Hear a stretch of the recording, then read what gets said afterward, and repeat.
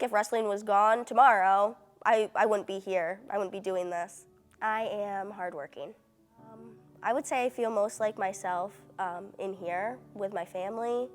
I really enjoy wrestling, being around people I love, and I think that really brings out the best in me. I would say in about 6th grade, I really realized that I really love wrestling, and it kind of made me who I was. It made me hardworking, it made me determined. It really taught me that if you wanted something, you had to work towards a goal. So I think then, it really showed me that that's what I wanted to do.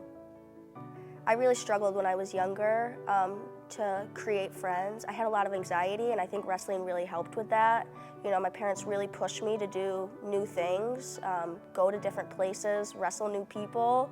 So I think that really, pushing me outside of my comfort zone taught me that, this is how the real world is. Like, you have to grow to be this. Like I said before, I struggled with a lot of anxiety when I was younger, and so wrestling kind of brought me out of that shell, taught me, how to be a human. And so I think if wrestling was gone tomorrow, I wouldn't be here. I wouldn't be doing this. I would say my mom.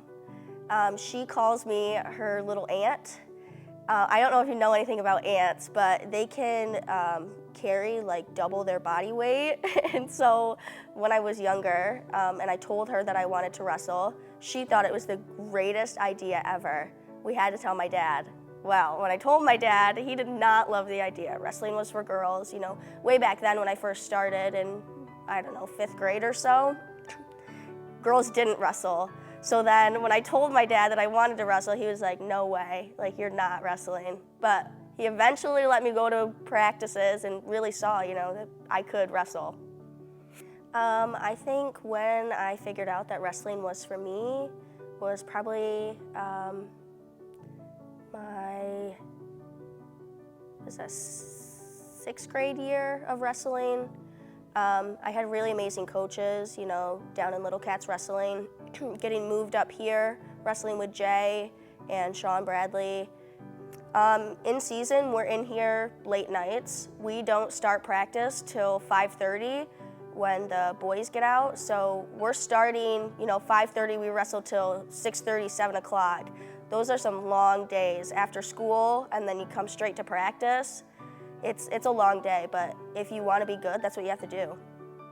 Last year, in the state tournament, I was wrestling a new competitor, and I knew she was tough, but I thought I could beat her. My dad, he looks into a lot of wrestling for me. He researches all the people I'm gonna wrestle. We watch them wrestle. We try to learn things about them, to prepare me to wrestle them. And he had worked it out, and I should have placed at states. And I went into the match, really nervous, and I lost in the blood round. So I didn't place at the state tournament that year. So my dad tells me that I get to have 10 minutes to cry, and then I have to get over it.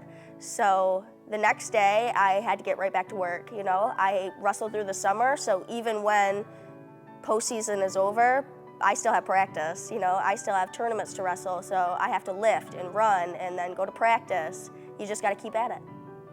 I would say wrestling has kind of asked me to give up a lot of sort of like normal teenage kind of stuff. It